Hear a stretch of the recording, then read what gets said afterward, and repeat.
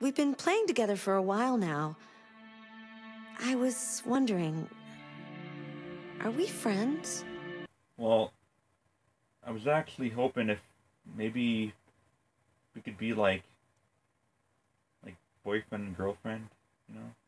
I like you a lot. I think you're really beautiful and you're really nice and you're better than most human women I've hung out with, so what do you say? Maybe we should leave things as they are.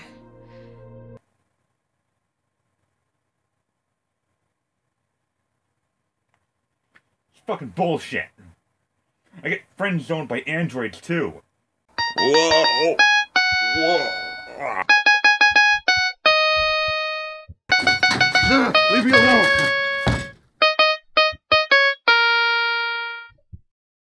I've always been interested in stories involving artificial intelligence of the near future.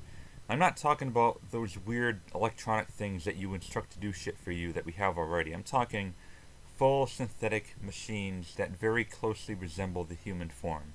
Think Blade Runner, or Terminator, or less known but more notably the British television series Humans. I've always been fascinated, and kinda terrified at the same time, by how far artificial life could go in the future and whether or not they can adopt human emotions. When Detroit Become Human was released, I was very reluctant because I wasn't a fan of that developer Quantic Dream after how disappointed I personally was with Heavy Rain. I couldn't even finish that game. I just couldn't stand it, and so I never bothered with Beyond Two Souls.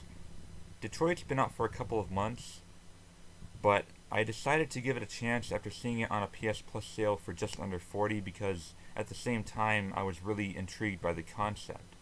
And now it's time to slowly explain why I have no regrets whatsoever. The plot of Detroit Become Human is split up into 3 different story arcs, each with a different android.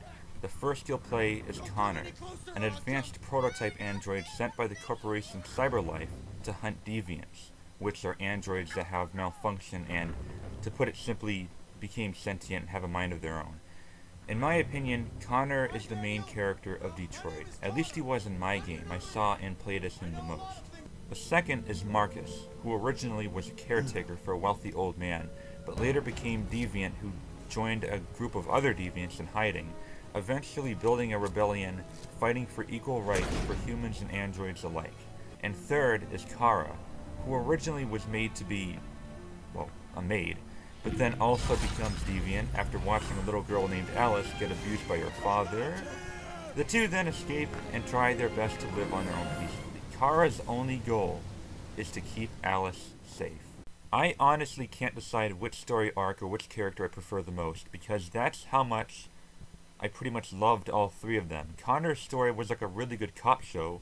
Marcus's tale about equal rights movement and fighting against oppression speaks for itself, and Kara and Alice's dark and cautious journey actually reminded me a lot of The Last of Us. My only complaint about the story is the way that the chapters are set up. It cycles through characters every time, but it switches so often and frequently that it made the game feel a little longer than it really is. I also felt that because of this, only having a chapter cover one area at a time made a few of these chapters feel like filler, even though they really weren't. So the pacing of the game is a little messy. Overall though, I thought the presentation was amazing, as well as the voice acting I thought was very solid from pretty much the whole cast. The graphics are phenomenal, especially on the faces. I swear, there are times when they look so real. Particularly Alice's face. Look at that face. That looks like a real human female child. It's so disturbingly realistic, but in a good way. Also, the music is just superb.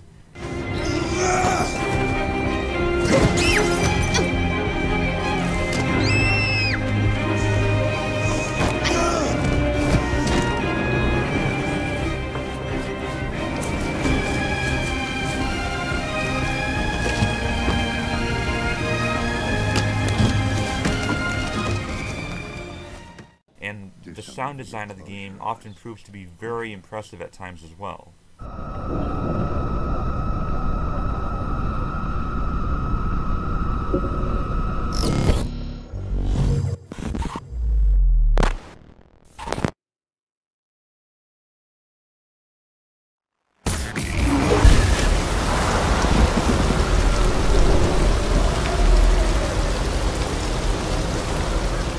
not much to say about the gameplay. It's similar to other point-and-click games from Quantic Dream or Telltale.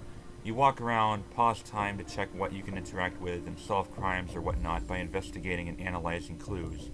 Doing these often unlocks unique dialogue options you have with other people along the way, and by the end of each mission it shows you the branching paths you took and which ones you missed, and so pretty much everything you do or say will most likely make a big difference, potentially as big as preventing your own permanent death. There is this one addition where you deconstruct ways to get around or how to ambush and take down enemies, and then once you find a successful route, you can execute that plan. These were really fun to do, but sometimes I found that there was only one way to do them anyway. Yeah, so I mean, for the most part, it's just, your standard point-and-click adventure game. But I still give a strong level of praise for the developers like Quantic Dream at improving from their previous attempts. Going from Heavy Rain to this, I found this game to be just way more fun to play in general. There is no more screen tearing. You don't need to hold both R2 and the thumbstick to move anymore. Your decisions seem to carry more weight and consequence in the long run, and most of all, the fight scenes seem a lot more easier and responsive with your button inputs. Although I will say that the whole 6-axis motion control thing is still utter crap that should no longer be interpreted, and sometimes the game wants you to press and hold like way too many buttons on one side of the controller, as if it expects you to have like 2 thumbs on each of your fucking hands. Almost everything I hated about Heavy Rain has been remedied or improved upon in Detroit Become Human. It was better in every way when it came to technical performance and responsive gameplay, and it only froze once for a few seconds in between cutscenes on my first playthrough, which I do intend on playing through at least one more time. I surprisingly enjoyed it a lot more than most games of this genre. Detroit Become Human earns a very high 9 out of 10. It is a fantastic, even if not entirely original, adventure game with incredible cinematic presentation, filled with perhaps the most replay value I've seen this year per playthrough. I'd go as far as to rank it among the best in the interactive gaming medium, alongside classics like The Walking Dead, Life is Strange, and Grim Fandango. For those who never got into those games, may neither be appealed by this, but if you are, and you just haven't played this yet, this game is for you. Thank you guys very much for watching. I should have another review up in the next week or two, but we'll see. You never know with my luck. But stay tuned, and I'll see you next time. The Gamer Gods!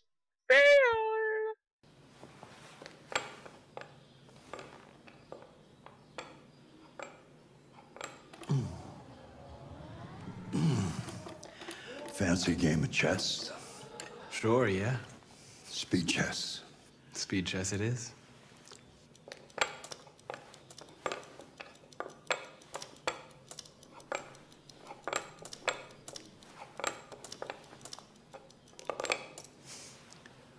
That is a very odd draw. Well, maybe you just played better. You don't lie as good as you play chess. We both know that I'm no match for you. One day I won't be here to take care of you anymore. You'll have to protect yourself and make your choices. Decide who you are and want to become. This world doesn't like those who are different, Marcus. Don't let anyone tell you who you should be. Let's go to the studio.